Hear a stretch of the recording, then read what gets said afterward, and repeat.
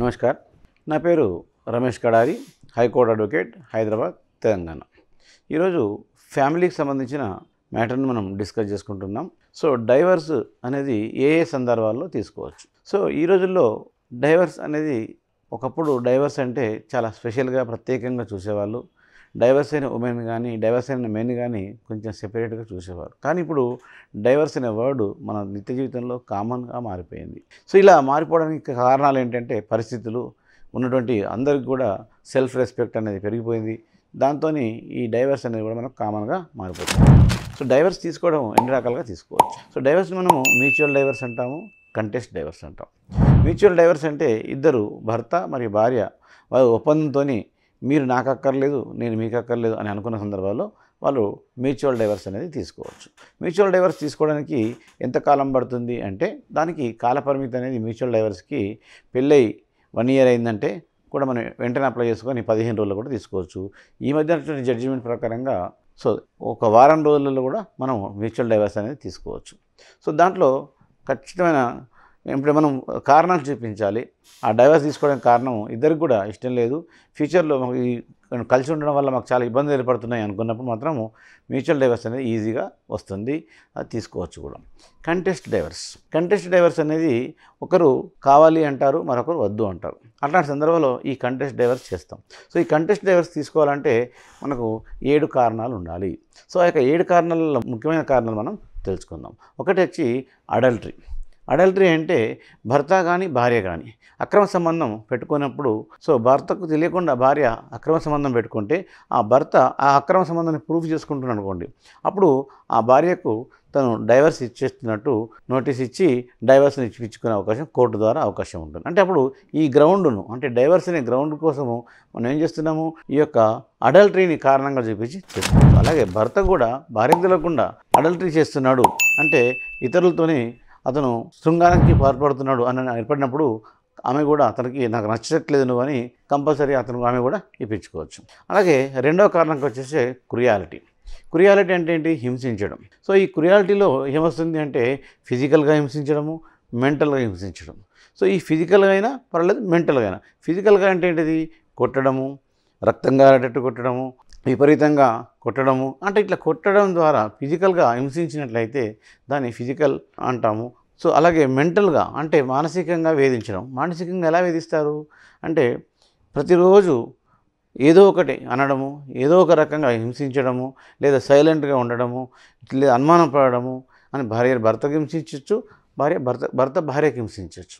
ఇలా హింసించే విధానం అంటే క్రుయాలిటీ అంటాం దాన్ని. క్రుయాలిటీ అనేది మనకు మనసులో ఒకటి పెట్టుకొని రోజు ఆమెను ఏదో ఒక రకంగా అనాలి అనేటువంటి ఉద్దేశంతో అనుమానంగా వ్యవహరించడము, సో ఏదో ఒక రకంగా ఆమెని తిట్టాలి అనే ఉద్దేశంతో దూషించడము, అలా చేసుకున్నప్పుడు దాన్ని క్రుయాలిటీ కిందకి వస్తుంది. అలాగే భర్త కూడా భార్య ఇంటికి రాగానే అన్నం పెట్టకపోవడము, వంట చేసుకోకపోవడము, ఏదో ఒక రకంగా వేధించడము, దాన్ని కూడా మనం క్రుయాలిటీ కింద తీసుకుంటాం. సో ఇక్కడ డొమెస్టిక్ వైలెన్స్ ఓన్లీ లేడీస్ కోసమే ఉంటుంది కాబట్టి సో ఈ డొమెస్టిక్ వైలెన్స్ కూడా మనము క్రుయాలిటీ గ్రౌండ్ కిందనే తీసుకున్నాం. మూడో విషయానికి వస్తే ఏమొస్తుందంటే ఇక్కడ కుష్టి వ్యాధి. అంటే ఎవరికైనా ఒకరికి కుష్టి వ్యాధి ఉందనుకోండి, అంటే కుష్టి వ్యాధి అంటే ఇంతకుముందు ఉండేది, ఇప్పుడు డిసీజెస్లలో చాలా రకాల డిసీజెస్ ఏర్పడ్డాయి, అంటువ్యాధులు అంటుంటాం మనం. సో ఇక్కడ ఈ అంటువ్యాధులలో ఎయిడ్స్ కూడా వస్తుంది. సో ఇట్లాంటి అంటువ్యాధి ఒకరికి ఉన్నప్పుడు అతను ఆమెకు అంటువ్యాధి ఉంది, నాకు అక్కర్లేదని భర్త అదే గ్రౌండ్గా బేస్ చేసుకొని డైవర్స్ అప్లై చేసుకోవచ్చు. అలాగే హస్బెండ్కు అంటువ్యాధి ఉంది, కుష్టి వ్యాధి ఉంది, లేదా డిసీజ్ ఏదో ఒకటి రకమైనటువంటి ఎయిడ్స్ లాంటి వ్యాధి ఉంది, నాకు అతను నద్దు అని కూడా ఆ గ్రౌండ్ బేస్ చేసుకొని ఆమె కూడా డైవర్స్ను అప్లై చేసుకోవచ్చు. ఇక్కడ వ్యాధులలో ఉన్నప్పుడు కూడా వీరు అద్దు అనుకుంటే అదే కారణంగా చూపించుకొని అతను కానీ ఆమె కానీ డైవర్స్గా కారణంగా చూపించవచ్చు. ఇంకోటి ఏంటంటే మత మార్పిడి ఏంటంటే రిలీజియన్ చేంజ్. సో భర్త భార్య కలిసి ఉన్నారు, భర్త అనుకోకుండా వేరే మతంలోకి వెళ్ళిపోయాడు, లేదా ముస్లిం మతం, హిందూ అనుకుందాం, అప్పుడు ముస్లిం మతంలోకి వెళ్ళిపోయాడు. అప్పుడు భార్యకి ఇతను ముస్లిం మతంలో ఉండడం ఇష్టం లేదు, అతను ముస్లిం మతంలోకి మారిపోయాడు కాబట్టి నాకు నచ్చట్లేదు, నువ్వు ముస్లిం మతంలోకి చెందినవు, నా మతం వేరు నీ మతం వేరు, నీకు పడదు అని ఆమె డైవర్స్ను అప్లై చేసుకునే అవకాశం ఉంది. ఒకవేళ భార్యనే వేరే మతంలోకి వెళ్ళిపోయింది, ముస్లింలకు లేదా క్రిస్టియన్లకు మారిపోయింది, అప్పుడు కూడా తను నీ యొక్క మతము నాకు సెట్ కాదు, నీకు నాకు సెట్ కాదని చెప్పి అదే గ్రౌండ్ బేస్ చేసుకొని కూడా వాళ్ళు డైవర్స్కి అప్లై చేసుకునే అవకాశం ఉంది. అంతేకాకుండా 7 ఇయర్స్ సెపరేషన్. 7 ఇయర్స్ సెపరేషన్ అంటే ఏంటిదంటే ఒక భర్త 7 సంవత్సరాలు కనబడకుండా పోయిండు, ఎటు పోయిండో తెలియదు. పోలీసులో కంప్లైంట్ చేశాము, అన్నీ మనం ఎక్కడ చేసినా కానీ దొరకట్లేదు, హస్బెండ్ దొరకట్లేదు. అతను 7 సంవత్సరాలు రాలేదు. ఈలోపు ఈమె చూసి 2 సంవత్సరాలు, 3 సంవత్సరాలు, 4 సంవత్సరాలు, 7 సంవత్సరాల వరకు చూసిన తర్వాత అతనికి డైరెక్ట్గా డైవర్స్ని తీసుకోవచ్చు కోర్టు నుంచి.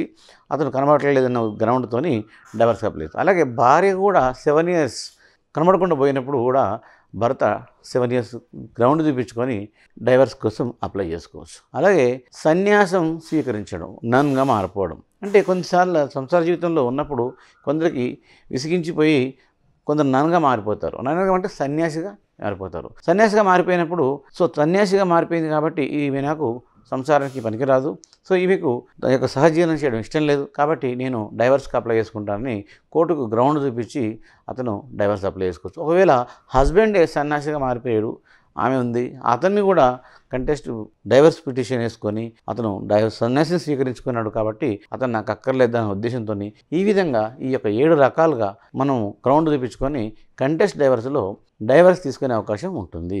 ఈ యొక్క డైవర్స్ కారణాలు మనం తెలిసినట్లయితే మీకు డైవర్స్ పిటిషన్ వేసుకోవాలా వద్దా, డైవర్స్ పిటిషన్ వేసుకుంటే వస్తుందా రాదా అనేటువంటిది ఒక కాన్ఫిడెన్స్గా తెలుస్తుంది.